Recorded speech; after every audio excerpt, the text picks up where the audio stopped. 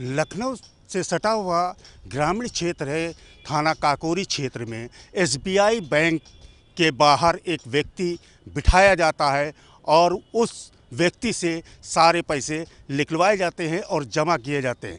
इस तरह से वहाँ ग्राहकों ने जब बैंक जाते थे तो बैंक मैनेजर या बैंक के कर्मचारी ये कहते थे कि बाहर जो बैठा व्यक्ति है उससे आप करा लें, हमारे यहाँ का सर्वर डाउन है या प्रिंटर ख़राब है।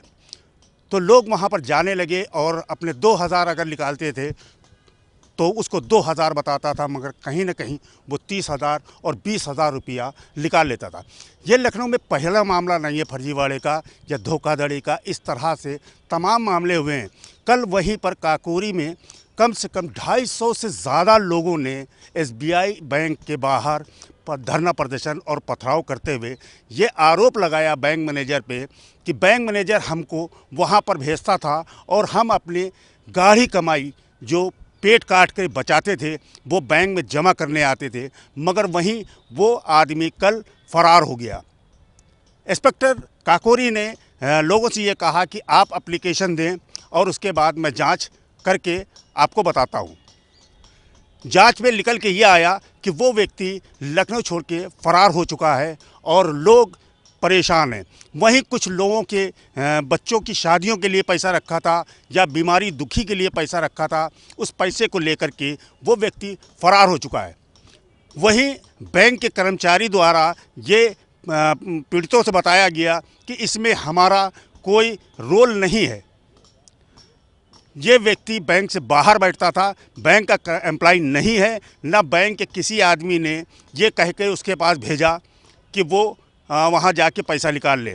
मगर उन पीड़ितों का ये कहना है कि सालों से हमसे बैंक में लोग ये कहते हैं कि हमारा प्रिंटर ख़राब है या सर्वर डाउन है, आप जा कर के वहाँ पर काम करा लें। बायोमेट्रिक मशीन लेकर के बैठता था लैपटॉप से और वो पैसा जमा करने का और निकालने का कार्य करता था। कल उन लोगों को ये मालूम हुआ कि कई करोड़ रुपया लेकर के वो फरार हो गया है। आज वो लोग सुबह वहाँ के सांसद के पास गए और उन्होंने अपनी बात को रखा। सांसद ने इंस्पेक्टर काकोरी को बताया कि इन लोगों की मदद करें। आज मुमकिन है उस पर मुकदमा लिख करके कुछ कार्रवाई आगे बढ़ाई जा सकती है। कैमरामैन किशन के साथ अशुल सिद्दीकी, JK24 लखनऊ।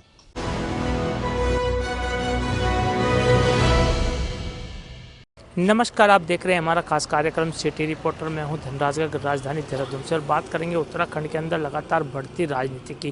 क्योंकि राजनीति में आप देखिएगा कि जल्द ही उत्तराखंड के अंदर 2027 का चुनाव आने वाला है और उससे पहले तमाम जो पार्टियां हैं वो कहीं ना कहीं अपनी तैयारी में जुट चुकी हैं। क्योंकि लगातार देखा जा रहा है कि जो दल बदलने का काम है वो भी उत्तराखंड के अंदर शुरू हो चुका है। क्योंकि लगातार आप देखिएगा कि कांग्रेस हो या बीजेपी हो, कहीं ना कहीं ज्वाइनिंग कराने का काम शुरू हो चुका है। हाल ही में कांग्रेस के अंदर ऐसे जो भूतपूर्व सैनिक हैं उन्होंने ज्वाइनिंग की है, तो इसी तरीके से बीजेपी ने भी कई कार्यकर्ताओं को नई ज्वाइनिंग दिलाई है। तो कहा जा सकता है कि 2027 की जो हलचल है वो कहीं ना कहीं उत्तराखंड के अंदर अब गूंजने लगी है। और 2027 के चुनाव के लिए तमाम मुद्दों को लेकर कहीं ना कहीं जहां बीजेपी एक और कहा जाए कि जो जनता है उसके बीच जाना शुरू कर दिया है, वहीं कांग्रेस भी कहीं ना कहीं जो मुद्दे हैं उनको भुनाने की कोशिश करे। क्योंकि अंकिता भंडारी हत्याकांड का एक सबसे बड़ा मुद्दा कहीं ना कहीं हम भुनाने की कोशिश में कांग्रेस है। लेकिन वही देखिएगा कि लगातार सोशल मीडिया भी कहीं ना कहीं एक तरीके से कहा जाए कि राजनीति में एक अलग ही रंग दिखाता हुआ नजर आ रहा है। क्योंकि लगातार देखा जा रहा है कि सोशल मीडिया पे कभी बीजेपी की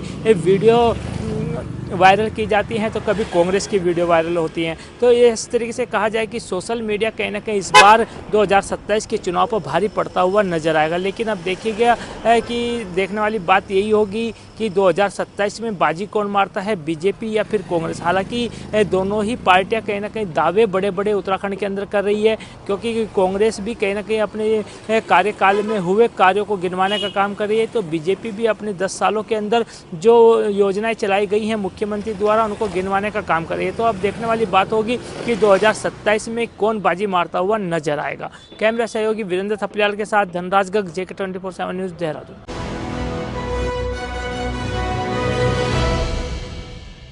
नमस्कार, आप देख रहे सिटी रिपोर्टर। मैं हूं आपके साथ गरिमा त्रिपाठी। बीते मंगलवार को दिल्ली के तुर्कमान गेट के पास स्थित फैज़ इलाही मस्जिद के बगल में अतिक्रमण हटाने का काम एमसीडी द्वारा किया गया।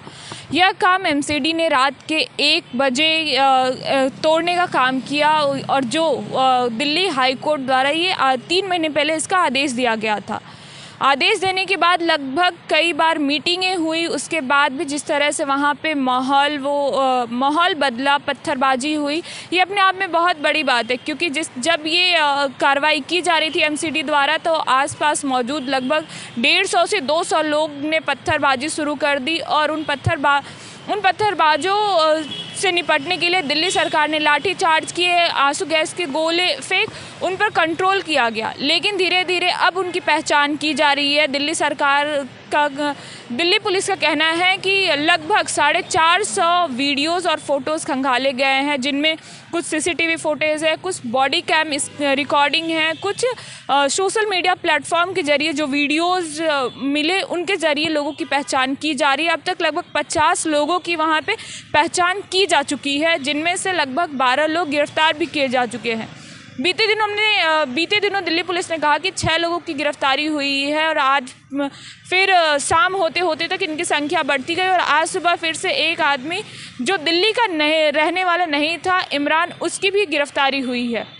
दिल्ली पुलिस का मानना है कि कई सोशल मीडिया प्लेटफॉर्म के जरिए ये बातचीत कर प्लानिंग किए थे, उसके बाद ये जो इनका मकसद था उसको अंजाम देने का काम किया और जो सुरक्षा कर्मी है उन पर पत्थरबाजी की गई।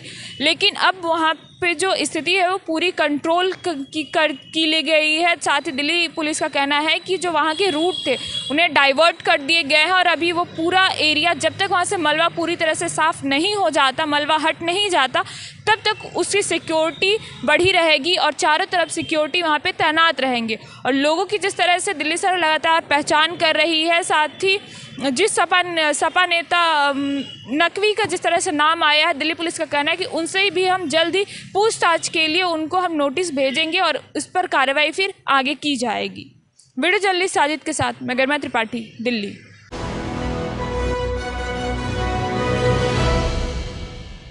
उत्तर प्रदेश में प्रदेश सरकार के द्वारा अब एक नई पहल खासकर छात्रों के लिए की जा रही है। वो छात्र जो बेसिक स्कूलों में पढ़ रहे हैं, माध्यमिक स्कूल में पढ़ रहे हैं और साथ ही साथ अटल आवासीय स्कूल में पढ़ रहे हैं, उन सभी के पठन पाठन सामग्री में अब अखबार भी शामिल होगा।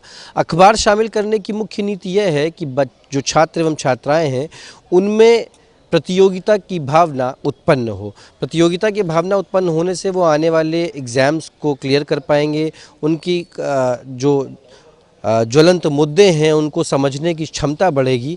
इसलिए खासकर योगी सरकार अब बेसिक और माध्यमिक के साथ साथ अटल आवासीय स्कूलों में पढ़ने वाले छात्र एवं छात्राओं के पाठ्यक्रम में अखबार की योजना लाने जा रही है। अब लगातार हर स्कूल में अखबार आएंगे। अखबार हर छात्र छात्रा को पढ़ने के लिए लाइब्रेरी में रखवा दिए जाएंगे और विशेष तौर पर हर छात्र छात्रा के अंदर ये एक तरीके से गुण उत्पन्न किया जाएगा जिससे कि वो जाकर के लाइब्रेरी में उन अखबारों को पढ़ने का काम करे।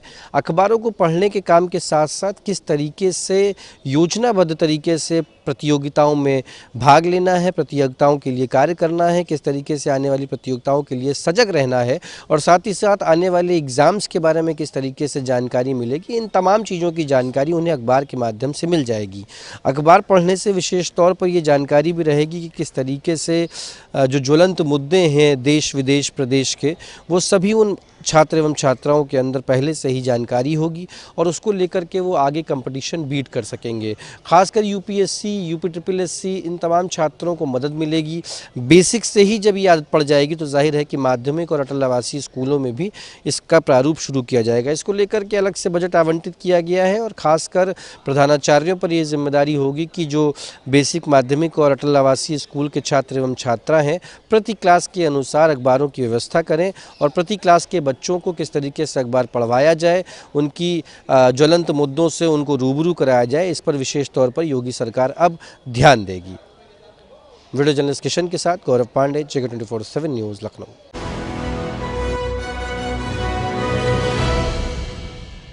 धर्मांतरण का इशू जोर पकड़ रहा है। लखनऊ में केजीएमसी मेडिकल कॉलेज में जो प्रकरण सामने आया रमीज़ मलिक का, जिसमें इल्ज़ाम है कि वो प्यार का झांसा दे के लड़कियों को धर्मांतरण करता था, जिसकी वजह से उसके घर को कुर्क कर दिया गया और नोटिस भी चस्पा कर दिया गया। आज सोनिया नित्यानंद जो वाइस चांसलर हैं मेडिकल कॉलेज के, उन्होंने पीसी की और सारे प्रकरण से अवगत कराया। इसी तरह से जितने भी मेडिकल कॉलेजेस हैं, इंजीनियरिंग कॉलेज हैं, चाहे प्राइवेट सेक्टर हो चाहे गवर्नमेंट सेक्टर हो, ऐसे लोगों को आइडेंटिफाई किया जा रहा है और बाकायदा मॉनिटरिंग की जा रही है जो इस तरह से धर्म के आधार पर लव जिहाद का गेम खेलते हैं। तो इस तरह से आइडेंटिफाई करके उन पे जांच होगी और जांच होने के बाद भी जो आरोपी होगा उसको सलाखों के पीछे डाला जाएगा। बहुत से प्राइवेट मेडिकल कॉलेजेस हैं लखनऊ में, वहाँ से भी खबरें आ रही हैं जो माइनॉरिटीज़ के हैं, वहाँ पे इस तरह की चीज़ें चल रही हैं जैसा जांच एजेंसियाँ तलाश कर रही हैं। अब देखने वाली बात है कि जिस तरह से चीज़ें चल रही हैं, मेडिकल कॉलेज एक बहुत बड़ा मेडिकल संस्था है जिसका नाम है पूरी दुनिया में, पूरे देश में, वहाँ भी इस तरह का प्रकरण जब सामने आया तो लोग चकित रह गए और हैरान रह गए, जिसकी वजह से इस तरह से चीज़ें होती नज़र आई। अब जांच के दायरा है, जांच चल रही है और ये देखा जा रहा है कि उसके पीछे और भी कितने लोग हैं और ये गिरोह कितना बड़ा इनलार्ज है, एक्सपैंड है और इसके पीछे और भी दूसरे कॉलेजेस में भी ये सक्रिय हैं या नहीं हैं, ये बाकायदा सरकार जांच करा रही है और जांच में अगर जो भी नाम सामने आएंगे वो तो पकड़े जाएंगे ही और इसके पीछे जो रचयिता होगा, जो इस गैंग को चला रहा होगा, वो भी ज़रूर पकड़ा जाएगा। कैमरा किशन के साथ रज़ा अब्बास, लखनऊ की न्यूज़।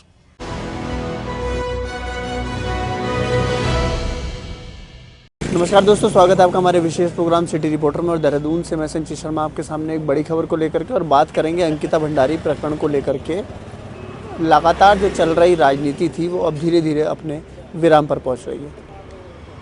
अंकिता भंडारी के माता पिता से स्वयं मुख्यमंत्री पुष्कर सिंह धामी ने बातचीत करी और उन्होंने कहा कि जो उनकी मांगें थी उनको हमने सुन लिया है और अब उसका लीगल पहलू देख करके आगे उस पर काम किया जाएगा।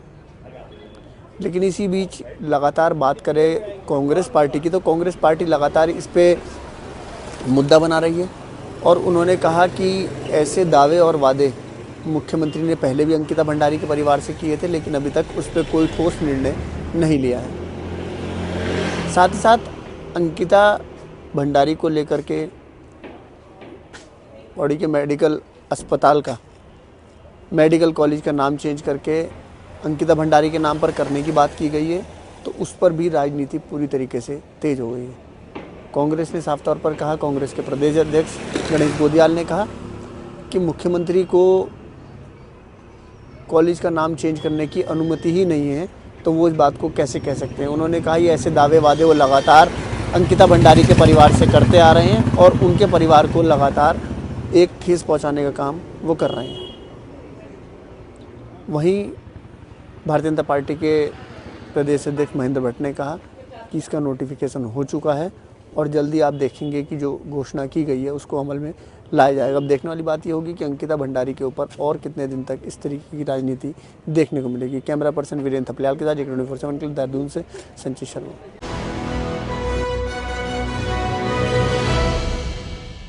सिटी रिपोर्टर मैं सुनील कुमार कानपुर में एक दिल दहला देने वाला मामला सामने आया है, जो कि कानपुर के किदवई नगर थाना क्षेत्र में एक नाबालिग छात्रा है। ये 10वीं की छात्रा बताई जा रही है और ये एक गरीब परिवार की है और यूं कहा जाए कि ये किदवई नगर थाना क्षेत्र पड़ता है और यही पे जो गरीब परिवार है, ये स्कूल के फीस न देने की वजह से जो प्रधानाचार्य हैं, ये बिल्कुल इस बच्ची की बिल्कुल फ्री शिक्षा की गई थी और यहीं पे जो कोचिंग संचालक है, जो उसी स्कूल में अध्यापक है, उसने कोचिंग के बहाने 1 महीने तक लगातार कोचिंग पढ़ाया और पढ़ाता रहा और इस युवती के साथ, जो 10वीं की छात्रा है, ये नाबालिग है, इस युवती के साथ दुष्कर्म करता रहा और यूं कहा जाए कि जब दुष्कर्म की जैसी घटनाओं को इस बच्ची के साथ अंजाम इसने दिया और युवती ने अपने घर में अपनी माँ को बीती बताई कि मेरे साथ इस तरीके से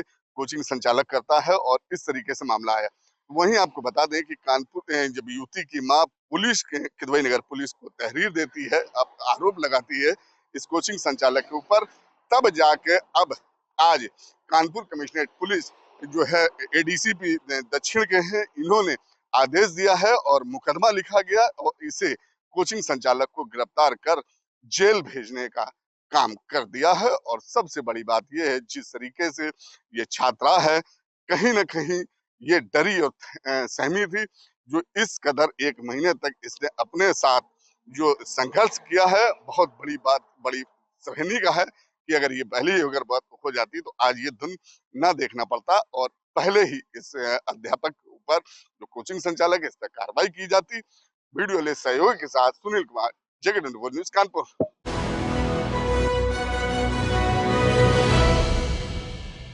नमस्कार, आप देख रहे हैं हमारा खास कार्यक्रम सिटी रिपोर्टर। मैं हूं विजेंद्र सिंह। उत्तर प्रदेश के जनपद संभल से बात करेंगे। संभल में सबसे बड़ी खबर की आपको बता दें, जनपद संभल में लगातार जो बुलडोजर कार्रवाई है वो चल रही है। अब प्रशासन ने एक और ऐसी काटा संख्या देखी है जिस पर 40 मकान बने हुए हैं और जो तालाब की भूमि बताई जा रही है। आपको बता दें, ये जो पूरा मामला है संभल के सराय तरीन का है, जहाँ पर 5 बीघा ज़मीन तालाब की है और राजस्व विभाग की जो टीम है उनने मौके पर पहुंचकर वहां पर चिन्हीकरण किया, फीता डाला। ऐसे में जो 40 घर बने हैं, कहीं ना कहीं उनमें तो हड़कंप मचाई, पूरे गांव में हड़कंप मच गई। वहीं तहसीलदार का कहना है कि नायब तहसीलदार और राजस्व विभाग की टीम पहुंची है। शिकायत मिली थी कि तालाब की ज़मीन पर मकान बनाए गए हैं, आबादी पुरानी लग रही है। ऐसे में ये देखा जाएगा कि यह गाटा संख्या कहाँ दर्ज है और कितनी है, एक एक घर की पैमाइश की जाएगी। आपको बता दें, वहीं वहाँ के मौजूद जो लोग हैं वो कह रहे हैं कि हम काफ़ी 30-35 साल से भी अधिक कई सालों से यहाँ पर रह रहे हैं। ये हमारी अपनी संपत्ति है। 500 से 600 यहाँ वोट हैं जो वोटर लिस्ट में दर्ज हैं। ऐसे में उनके पास कागजात हैं, बाकी जो टीम है उसका पूरा सहयोग करेंगे। वहीं दूसरा मामला आपको बता दें, चंदोसी में रास्ते का एक नंबर था जहाँ पर मकान बना रखे थे, वहाँ पर भी प्रशासन ने बुलडोजर चलाकर जो रास्ता था उसको कब्जा मुक्त करा दिया है।